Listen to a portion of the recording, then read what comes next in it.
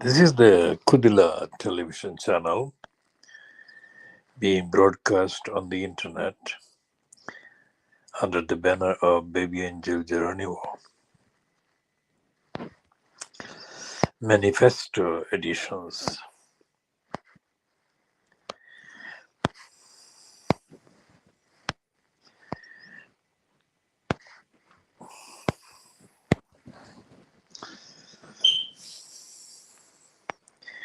This is investigative part N series special about the Princess Regent baby kittens.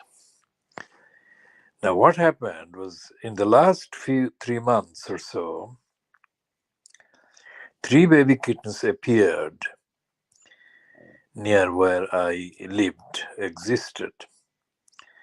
Now, they had been in the environment around the place, but I had never come across them coming into my room.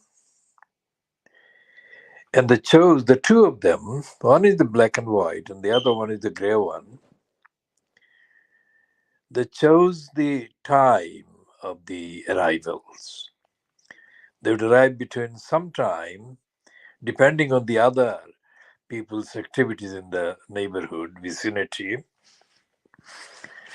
They would arrive sometime any time between 8 o'clock local British Standard Time and about midnight British Standard Time. Quite obviously, I had the response, which was to find a way to buy food for them for the meal.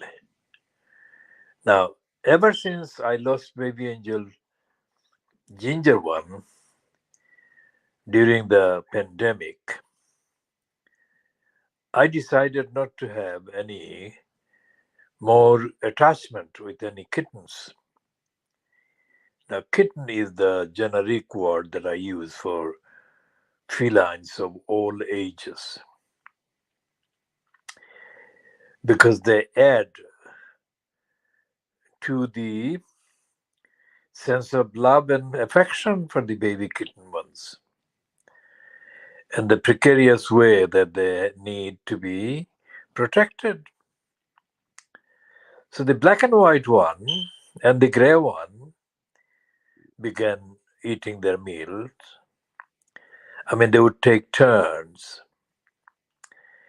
And then a little while later, another one appeared, which one looked like my baby one, Shuri one,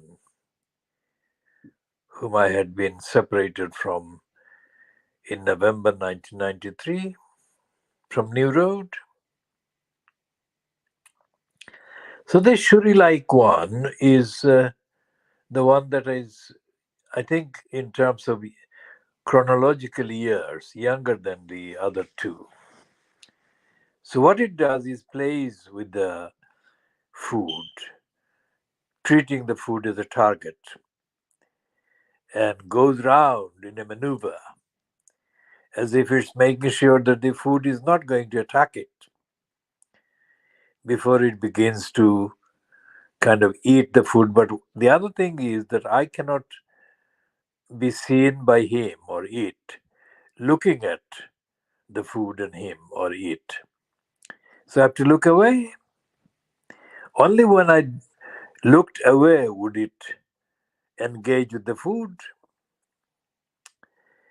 Now, what happened at the beginning of this month, August 2024, is a continuing story about the evilness personified that control the place where I have been resident since 23rd of November 2022 is these criminals in complicity with the local council carried out an operation to lock me out of my place at the beginning of this month.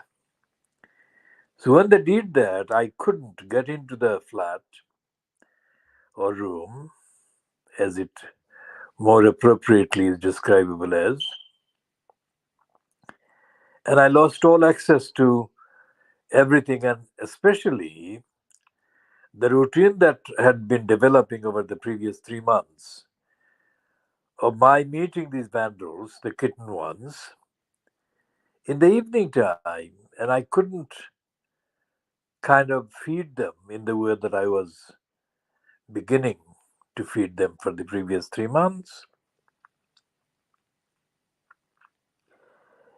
Now, yesterday, that is Monday, the 19th of August 2024, that room was being seen as being attacked by part of the personnel in control of the foundation. So, what that actually showed was that all this time, just under 2 years that I had been there, the place had been unfit, environmentally unfit, and in terms of health, in the impact on my health, it affected my health as well. But instead of dealing with the environmental issues and keeping the place healthy, these criminals combined between the combination between the local council and the criminals in control of the place decided to blame me for the state of the place. Now, it could not have been because I only arrived in November 2022 when the place was as it was. And within literally days of my arrival, one of the criminals, allegedly part of the gang that controls the place, came to me and accosted me without any notice and accused me of having the place environmentally unsafe. That couldn't have been because the council had already agreed between the evilness and the council itself that the place was in need of daily or at least regular clearing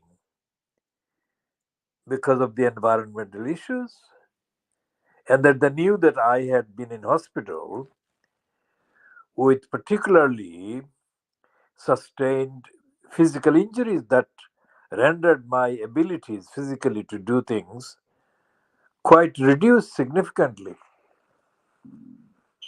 More importantly, if I carried out any physical activity in terms of doing the clearing, then it would affect my health. This is the opinion of the medical people who have been regularly providing me with medication because of the illness. So this criminal comes up and accuses me of something that I would never deny doing if I were doing it. I never have denied anything. So I told this criminal not to talk to me. But the criminal, being part of the fascist gang that controls the operation, persisted in repeatedly saying, I am going to talk to you. I said, no, you are not. I said, I am telling you not to approach me, not to talk to me. Now, I, being the constitutional law, ethical law advocate and expert, I was assuming in general objective international standards faith that these criminals would have any respect for the concept of due process and rule of law and proper procedures and ethics in behavior. Obviously, I was on a plane that is different and remains different from the plane on which these criminals exist. So, this criminal persisted in claiming that I was responsible. Now, this is now 20th of August 2024, and I completely, absolutely abhor that kind of stupid, untruthful, untrue, malicious, prejudiced corrupt assertion that I was responsible for the state of the environment that I was not responsible for. In fact, the environment had been created by them in collusion with the local council crooks and criminals, collaborating to operate a program of indifference, negligence, and disaffection and lack of care. Now, the reason why I was in hospital is to do with the health. And the reason why I was discharged from hospital, which is something I never knew until 2022 when I went to hospital, was connected with a procedure they apparently have in place called discharge from hospital procedure, which means that the patient, whatever the length of time they've been in hospital for, would be housed temporarily at a place what they call the care home. Now, I have physical injuries, but that's it. Intellectually, and in terms of what they call capacity, I had not only not lost anything, but in fact, I had felt no different. I mean, that I had felt decades earlier. So, what they did was they placed me in the temporary home. And where I arrived there, I find these people with dementia and all the other Alzheimer's and other kind of complicated age-related, brain-related, etc., illnesses and disabilities and incapacities and all the rest of it. What happened was those people who had been placed there mainly by the families and also by the local councils were being not properly cared for. Look, you could see the state of these individuals, residents, and they were in various states of disrepair and kind of inability to look after their own things. They wouldn't understand ordinary conversations. These are all new experiences for me. When I looked at the people, they would consign them in a place for most of the day where the so called staff would kind of feed them or talk to them and all the rest of it. But they were all doing that in a completely unacceptably much lower standard of care and kind of attention and respect than these people deserved. So, what they were not expecting was somebody like me who, well, not only am I in possession of capacity, but also in possession of rights and awareness of rights that are of higher standards than they can find in any minister in any of the last kind of 50 years of various governments in the United Kingdom. So they didn't expect that. So every day I ended up having rows with these people, these so called carers, who are no carers at all. And they never heard of the due process and the rule of law and the concept of care and the pledges to treat people with respect. Now, that actually took the connections, the thinking to the height of the COVID 19, and when Boris Johnson boasted, which later transpired, that he had boasted that let the bodies pile high, mile high. I mean, Boris Johnson was openly recorded as having boastfully said that let the residents in the care homes die of COVID 19. Now, when I arrived at this care home, particularly, I noticed there was a record of several people dying there during the COVID 19 and since. And I could understand how that could have happened despite the fact that those people who did die shouldn't have died, they should have been allowed. They should have been kept alive because their health was not fatal, if you like, or fatally weakened. What was fatally weakened was the absence of the level of the care that existed there. Anyway, all of a sudden, I mean, these rows daily took place, and I have been chronicling the rows and the evidence and the impact and the various legal, because I'm an established legal advocate. I have been advocating rights for decades, and my level of advocacy is to be assessed on the outcome of my advocacy, not on the title that I hold at a particular time. I'm more experienced in the law than any of the lawyers that I've met in the representing the government, and I'm most certainly more knowledgeable on the law than any of the judges sitting anywhere, including the first president of the so-called Supreme Court, David Neubarger.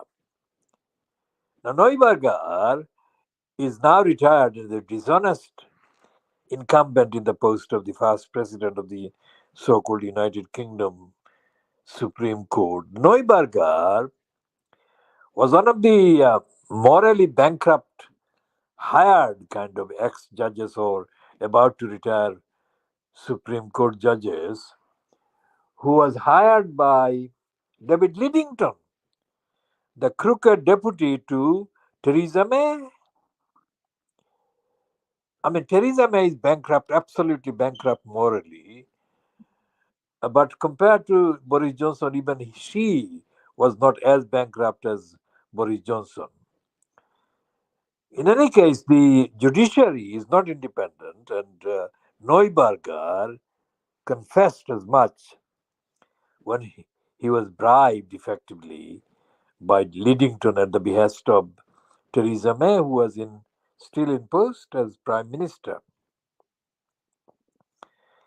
Now, I have met all these criminals or their varieties various times in the last 52 years, and I've yet to come across any of them, one single one of them, that can match my knowledge and my commitment. And so, therefore, these criminals kind of run miles away from me because they can't face the facts that I represent, the evidence that I represent, the tenacity and the rigor and the vigorous defense of universal values that I represent.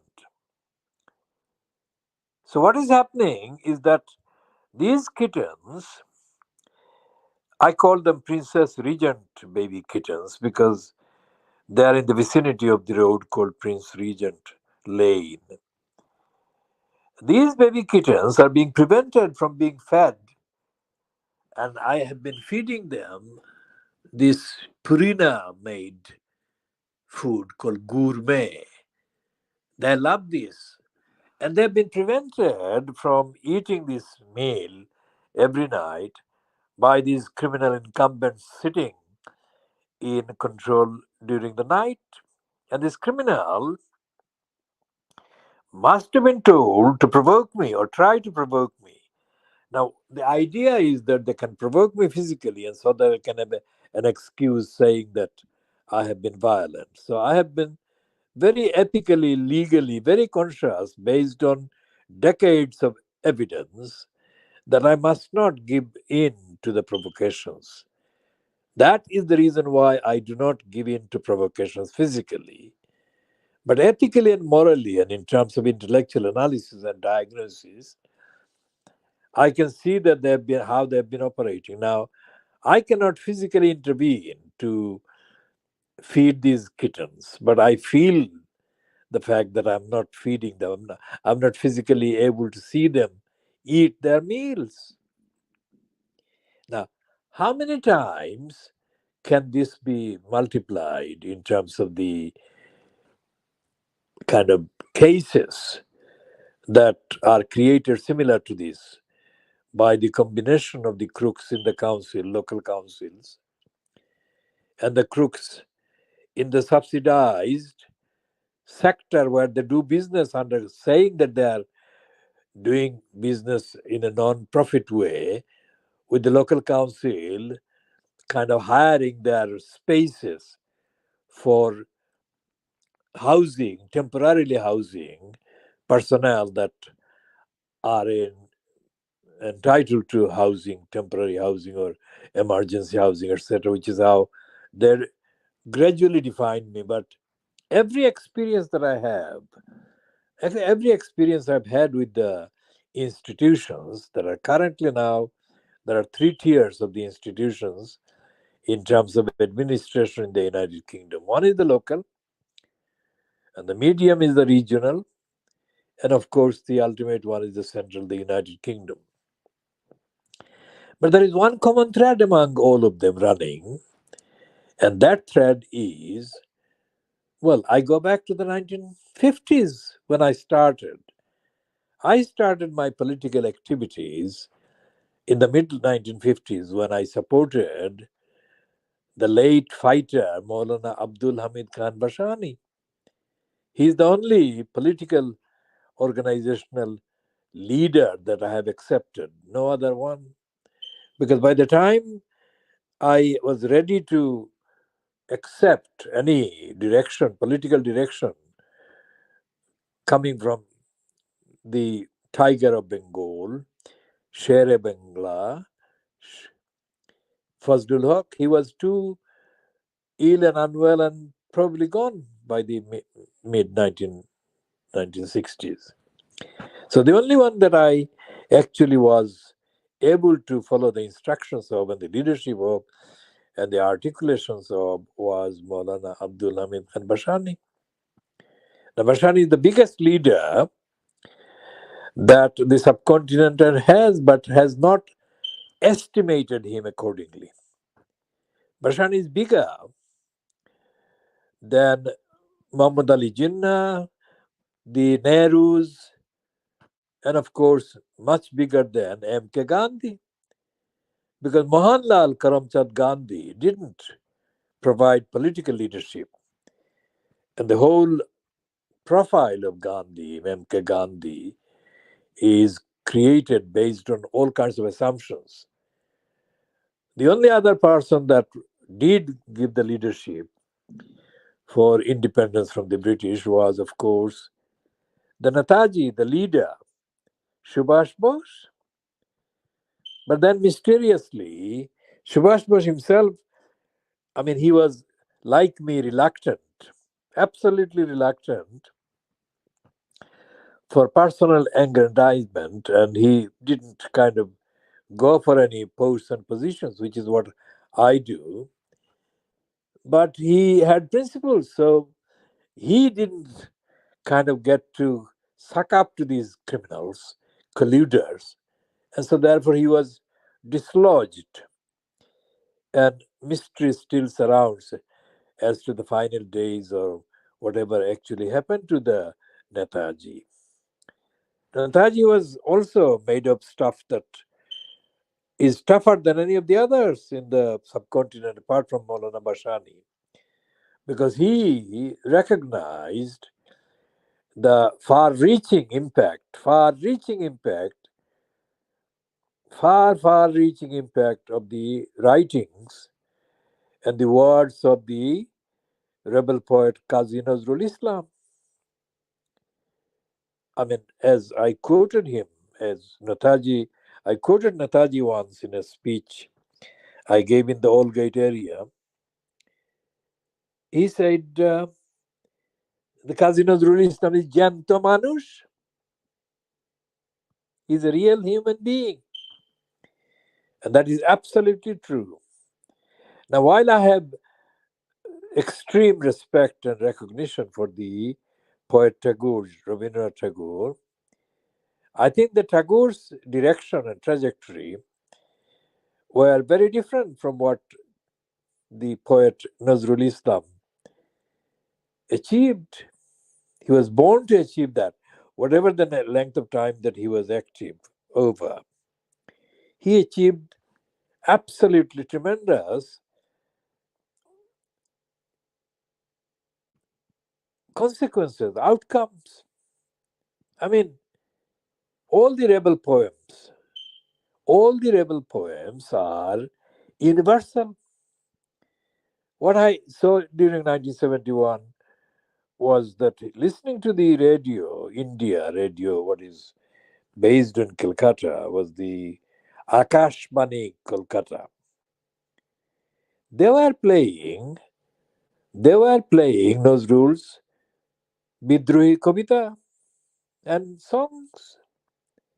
The Radio Pakistan, based in Dhaka, was broadcasting almost the same poetry, the same music, the same kind of anthems.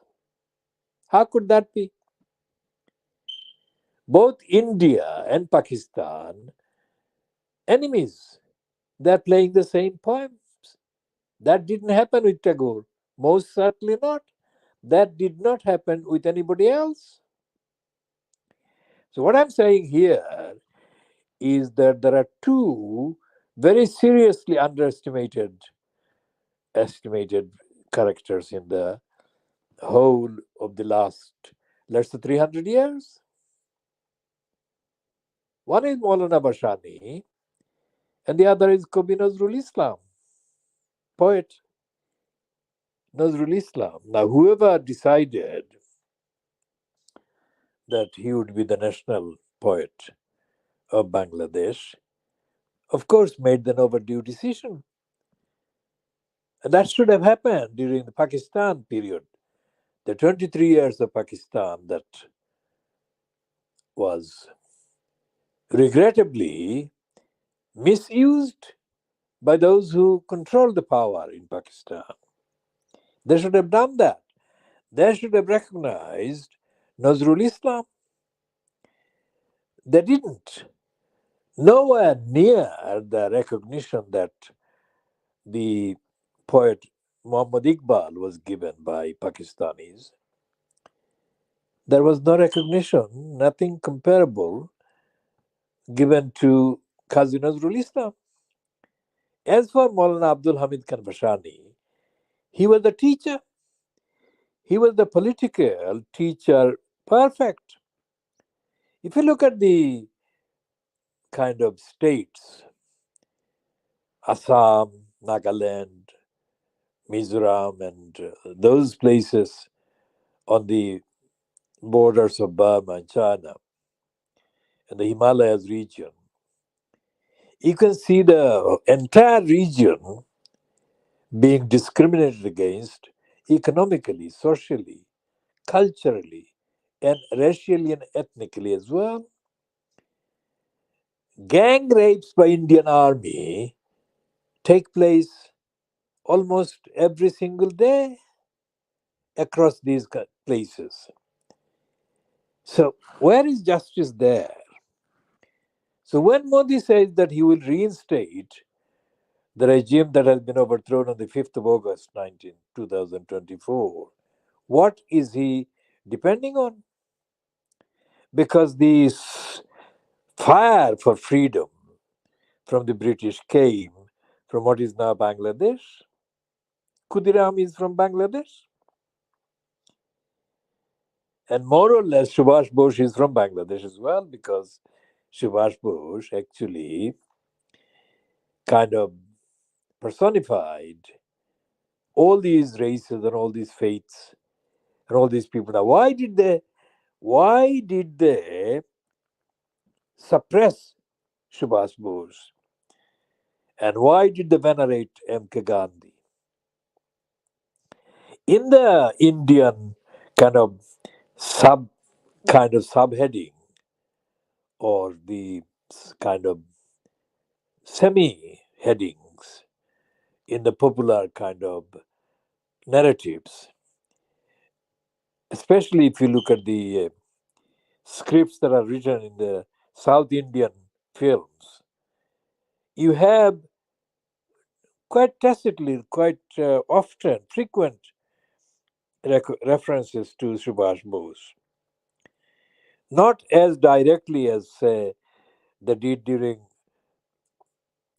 Indira Nehru's regime, because Her pictures and her father's pictures were shown on the walls of various kind of settings seen. But Basu's Subhash Bose is a Bengali. The Subhash Basu, his images are not as frequently displayed. But what is recognizable is the narrative, including now what the British did to suppress the freedom fighters from the British Empire. How could they do that to Nazrul Islam? How could they send him to prison? They won't send to prison a Shakespeare, a Keats, a Shelley, a Byron, a Wordsworth. So, how did they decide that sending Nazrul Islam to prison would be okay and acceptable? The kittens, Princess Regent baby kittens, I am so outraged and angry about the fact that for the last almost 10 days, these babies have not been allowed to be fed by me. So I'm quite, I mean, they think that they're provoking me to do something physical. I'm not going to do that. But I'm feeling this tremendous sense that these baby kittens are being denied their food. So I'm hoping to continue the communications that I'm now in the middle of about some of these, not every single items and not every single aspect. When I opposed the martial law declared in October 1958 by Field Marshal Ayub Khan, who declared himself Field Marshal as well at the same time, all the village elders, I mean, village meaning the whole territory that I was operating as part of in the eastern side of the river Kuyara, anglicized spelling is Kushiara, which is not very far from the border with India today. When I opposed the declaration that Ayub Khan had taken over the country and he had declared martial law, all these elders in the village, the elders that I had respect for otherwise, as my elders, etc., held hurried meetings, several meetings to condemn me. They thought I was a threat against the Ayub Khan regime, which in a narrative I was, but physically I was nothing compared to the military force. I could only say that I thought that the military was not for the suppression of the people domestically. I hold to that principle today. That was only 4 years after I first became engaged in following the political directions of Abdul Hamid Khan Bashani. He led the coalition against the Muslim League, and the coalition was the United Front or Jukta Front. And the Jukta Front had the electoral symbol. It was the river, it was the boat, and the Muslim League had the lantern as the electoral symbol. So we sang Muslim League or Banga Lemton De Nibayade. We sang that one. And Naukar Bakshe Boot De Muslim League or Banga Lemton De Nibayade. And we did that. That was the beginning. And then within a short number of years came the declaration by Ayub Khan because he was scared of the democracy movement that was represented and personified by the Maulana Abdul Hamid Khan Bashani. Ayub Khan did a lot of disservice to the country, to the people. And his successor, this in the we later found out, we didn't know, I didn't know at least, didn't know, we didn't see any of this, but we later found out that this man called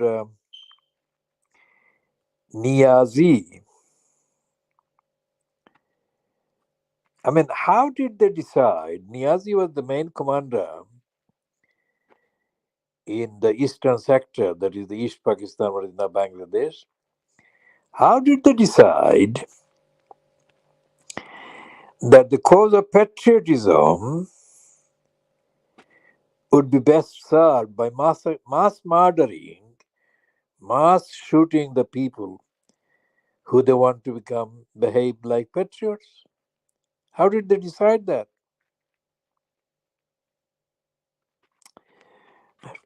Now, the news on Monday, the 19th of August 2024, I think from a source, the Arabia News, says that the regime that is now in power in Bangladesh post the 5th of August 2024 is investigating Sheikh Hasina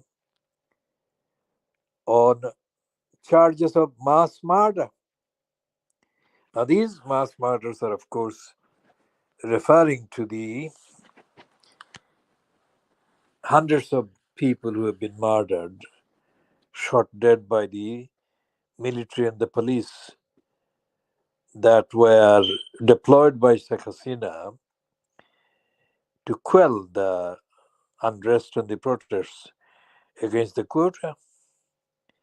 Now, when this slogan started first floating,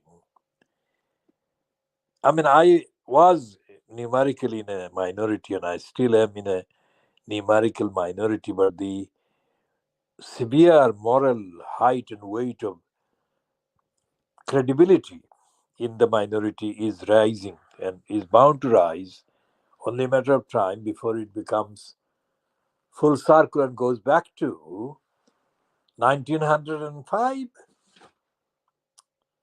The idea of Bangladesh is not about Bengali nationalism, clearly, because if Bangladesh was based on Bengali nationalism, let's look at it rationally.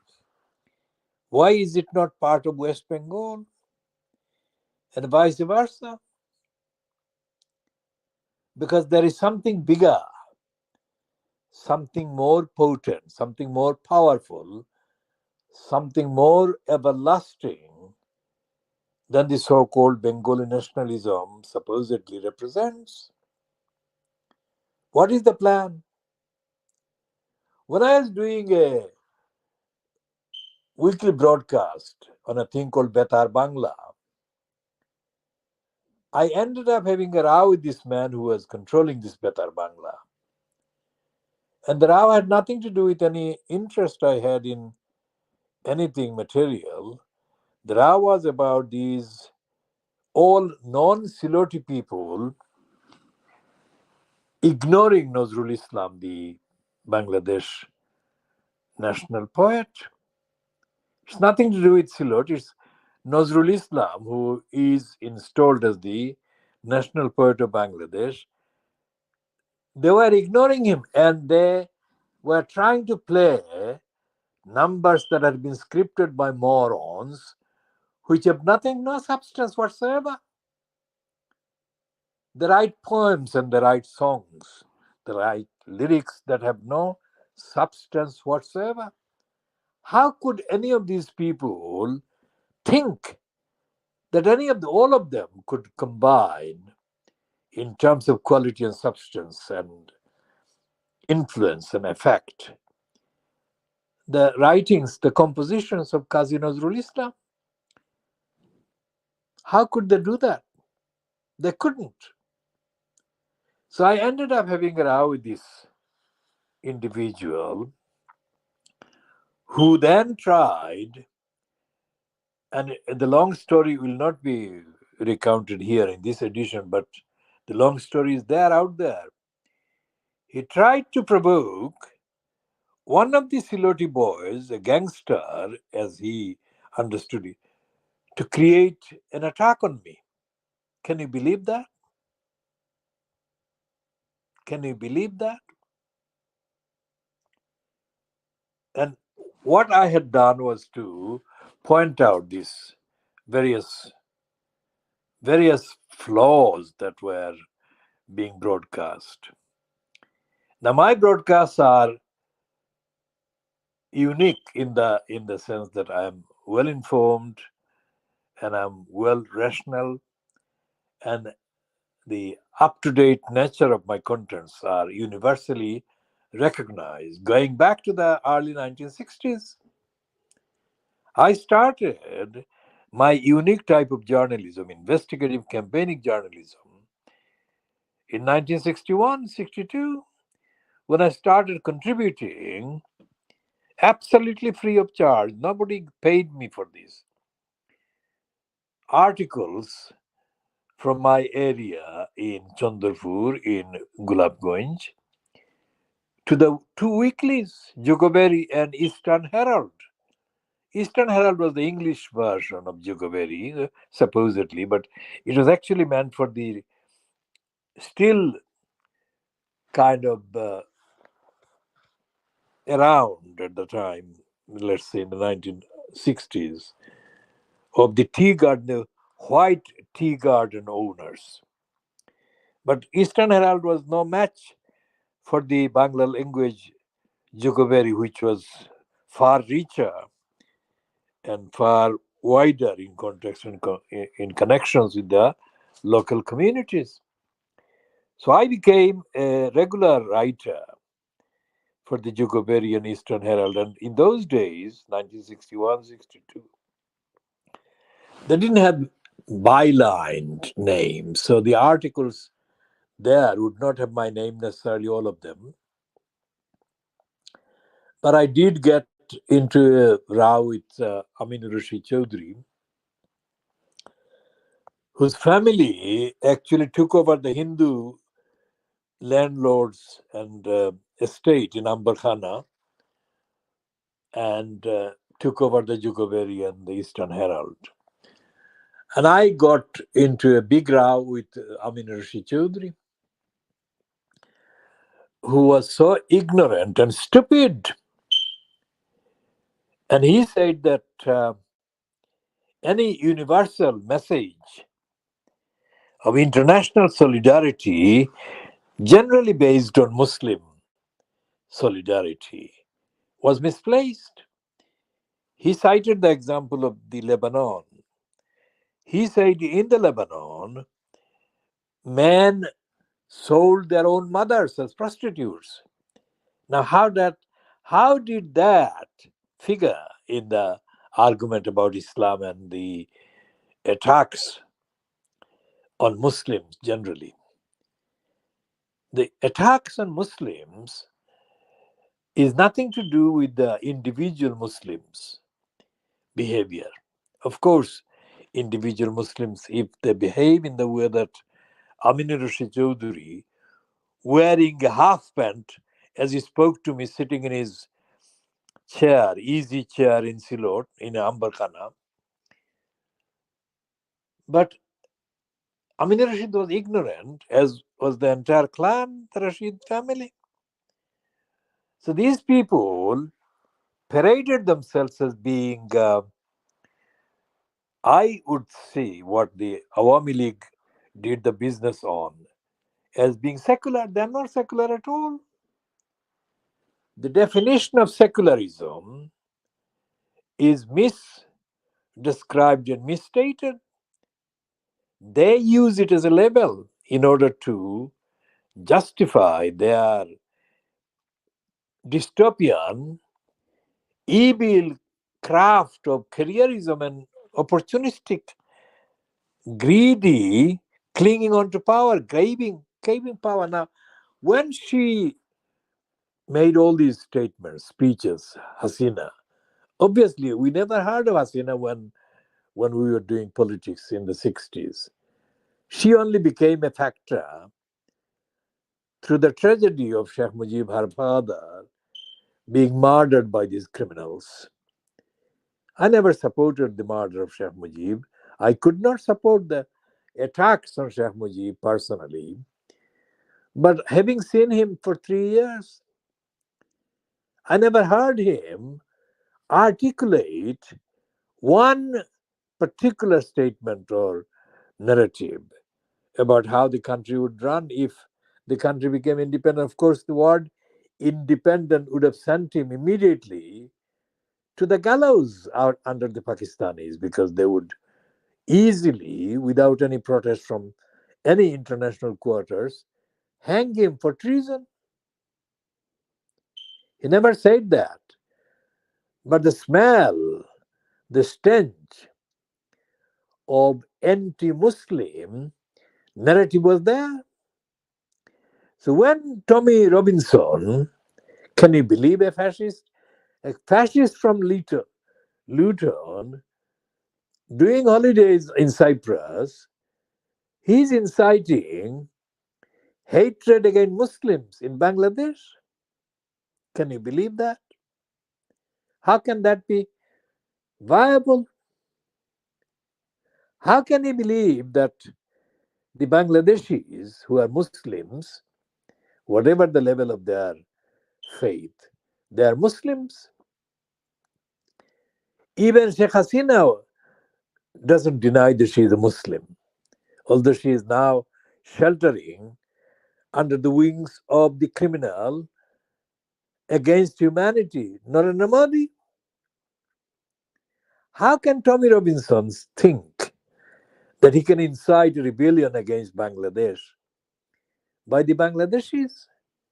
Because the Hindus themselves have said that there have not been attacks on Hindus, because even the leaders of the protest movements across Bangladesh have been very careful to come into action to protect the Hindu temples and the Hindu centers, etc., etc.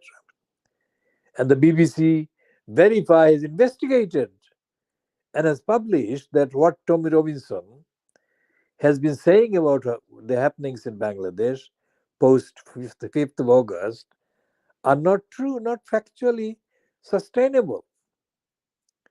So these people who are in charge and control of various political positions in the United Kingdom, in the USA, in Western countries, including Hungary and Bulgaria and so on. These people do not abide by international ethical morality. Now that is the criteria. That is the reason why I stand out. I do not get on with any of the parties.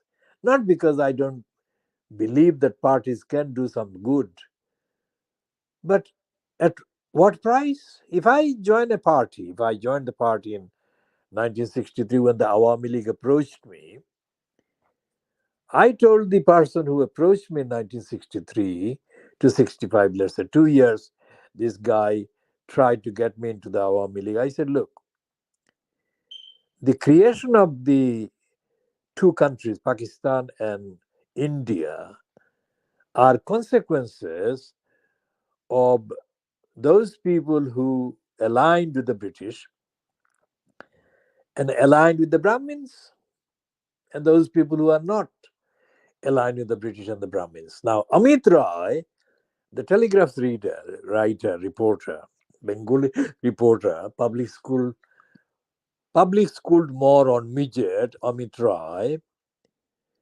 said that Muslims were foolish during the British because they boycotted the British education system. Now, Amit Roy could not be more wrong. What is happening to Palestine? What is happening in Gaza?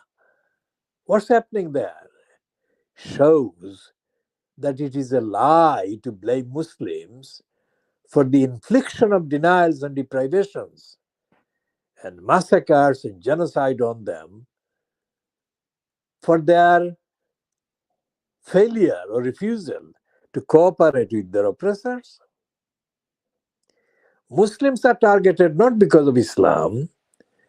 Muslims are targeted because the people who target Muslims do that because of fear, out of fear, because of their own weakness. Which is why there is this Tommy Robinson. Can you believe that from Cyprus, he is directing demonstrations which he hopes will materialize in the way that Southport and other racists have done, targeting Muslim mosques for the reason that a Christian from Rwanda massacred these three little girls. How can that happen? Except that there is a belief, there is a subordinate faith among these criminals who believe in the faith that inciting hatred against Muslims is a faith in itself. All these 75 years or so since the Zionist state of Israel has existed, what have they been doing? They've been mass murdering Arabs, they've been mass murdering Muslims. There has been no outcry in the West, no outcry in the West in any way similar to the outcry that they expressed, the outburst that they expressed when these idiots in Bradford burned the copy of the satanic verses in a stupid display of protest which should not have been allowed to happen, but it does happen because among the Muslim kind of elders, if you like, or the seniors, there is this absolute ignorance about Islam, about the political Islam, which is to show enlightenment, to liberate the people from darkness. Innal batila kana zahuka. It will happen, truth will come, and lie will perish. But the Muslims are not aware of the power of the truth, which is why they repeatedly get misrepresented, misreported, misstated, and misreferenced. Back to the Princess Regent baby kittens. And what happened with this man who's seen yesterday demolishing the particular location where the kittens would come and have their meal in the evenings? Was that they showed, the behavior showed that the place was unfit for purpose. When the council allegedly made an agreement with the cleaning company, the cleaning company came to do a kind of preliminary assessment of the suitability of doing the job or not. And guess what? They said to me that you have this place in a state. I said, that is why you are being hired. And the moron replied, an Indian moron, an Indian origin moron, not because he's Indian, but that is the identity. Their business, I'm going to come to include that some of the biggest multinational companies in the United Kingdom doing various contract jobs with the government are controlled, owned by people from Indian origin background. So when the South African state structure, entire South African state bureaucracy and the state system was hijacked by a family of Indians from the Punjab. I mean, nobody seemed to understand that it is as beyond accountability as have been the much discussed Jewish group of businesses. And the extent of the reach of these people who were in control of the care homes in the United Kingdom is almost 80% owned by people from India or Indian background. And the same thing if you look at the motor business in Tata Steel and Tata Motors. I mean, the same patronage is being dished out to them without any accountability. At what cost? Any number of residents in the care homes were massacred, not just because of Boris Johnson's regime saying that let the bodies pile high, but because there was no compliance with the basic requirements, the basic demands contained in the Care Act 2014. Nobody was being held to account. As Wes Streeting has admitted to the Times, when he found out that the Care Quality Commission had not visited hospitals for 10 years. 10 years. And Streeting, who has just been boasting about his birth and upbringing and poverty stricken life in Stepney in Tower Hamlets, was stunned, according to the Times. So, what happens? If Streeting is stunned as a result of the Care Quality Commission allowing the mass murders of these elderly people with Alzheimer's and other diseases and other high levels of needs for care, what happens? Who is being held to account? Is it throwing blames at one another, the one party against another? Because the narrative from the right of the Conservative Party is that to undermine the Labour Party, fronted by Keir Starmer, the political murderer of the Labour Party, is, is to up the attacks, the antis against the Keir Starmer fronted majority by blaming them for things that are actually to be blamed, on the Conservatives.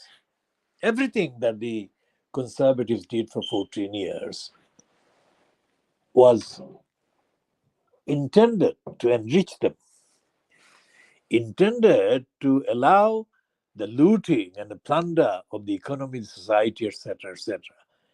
And in the kind of default, if you like, absence of any accountability, like the stunning finding that the Care Quality Commission hasn't visited hospitals for 10 long years. Same applies to the GP practices.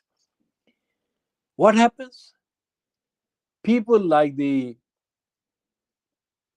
Indian dominated cabals take advantage. In the United Kingdom, currently, the multi billion pound worth of business controlled in the care sector is the HC1. The HC1 is controlled, founded by an Indian, and it's not held to account. It has got the largest number of care homes in the United Kingdom.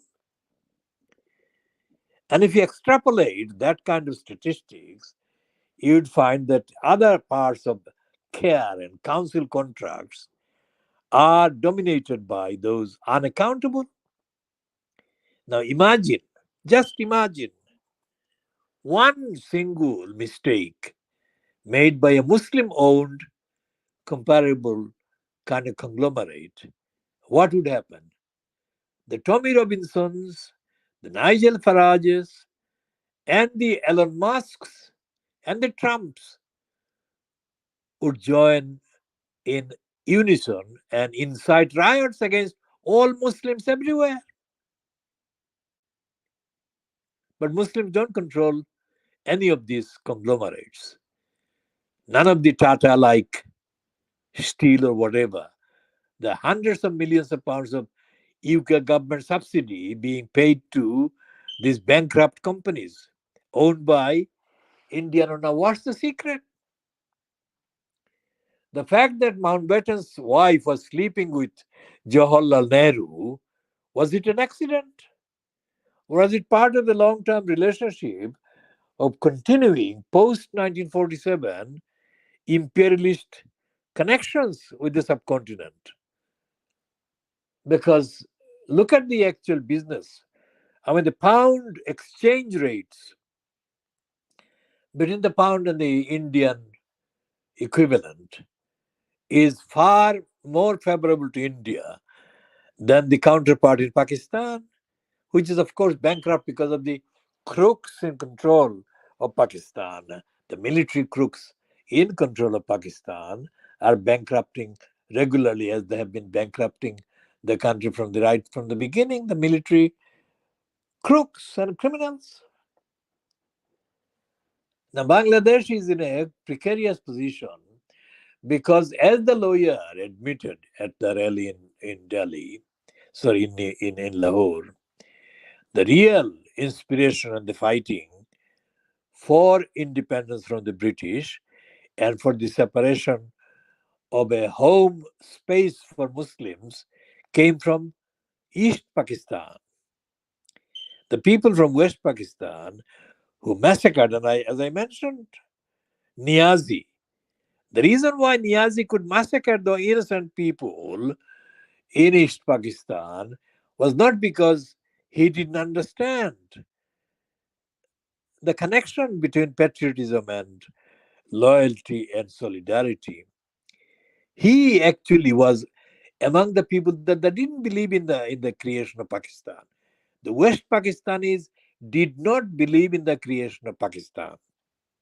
It was the East Pakistanis, it was the Bashanis, it was the Shere Banglas, and the Sahrawardis and others that actually created Pakistan. So they were punishing the East Pakistanis for creating Pakistan at all. Now, has that sunk into the Awami League morons? That they were being attacked not because of fanatic Islamic reason, but they were being punished for creating Pakistan at all. So, what would happen? All these Punjabis that hate Bengalis and all the Punjabis that are West Pakistani Punjabis that hate and underestimate the people of East Pakistan, why would they be? They would be sunk in the Arabian Sea or the Indian Ocean because they cannot numerically match the Brahmins and the Bharatiya Janata Party, whatever, mobilization. So these are people, bad times are coming for Pakistan because of the stupidity and the corruption and the criminality and subjugation, voluntary surrender to the American CIA and others by the military crooks who have ousted Imran Khan, who is no match to them. Despite his rhetoric, Imran Khan is a weak speaker. He doesn't have a lot to actually be powerfully speaking about because he is connected with the military as well. So we have locally, internationally, the issues that need to be addressed by the absolute total acceptance of the truth and the absolute total rejection of the lies, no matter who it is that is in charge, in control of the particular levers of power. For example, now they are drawing up the list of charges against Hasina. Now, her son, I mean, can you believe that? Her son boastfully says his mother is due to return to Bangladesh. How can that happen? Hasina has for 20 years done business politically by blaming everybody else. And because it is not Ziaur Rahman who is around, it is somebody who is doing business or other business in his name, They don't have the clout. And the Jamaat Islami, what are they doing? The Jamaat Islami have never been Islamic. Now, people have got this absolute dishonest lie spreading about the Jamaat Islamic Islamist. They are never Islamist. They are anti-Islamic. The Jamaat Islami, they are anti-Islamic, pro-corruption crooks. They are a clique. They are like the Freemasons. They're like the Freemasons, and they brainwash. I mean, as Abbas, the one former councillor in Tower Hamlets, said to the Labour Party National Executive Committee in 2010 that Lutfer was brainwashed in the East London Mosque. That is absolutely correct. Why is it correct? Because otherwise, Abbasuddin Elias Halal is not reliable. But on this one, he is. Why is he reliable on this one? Why?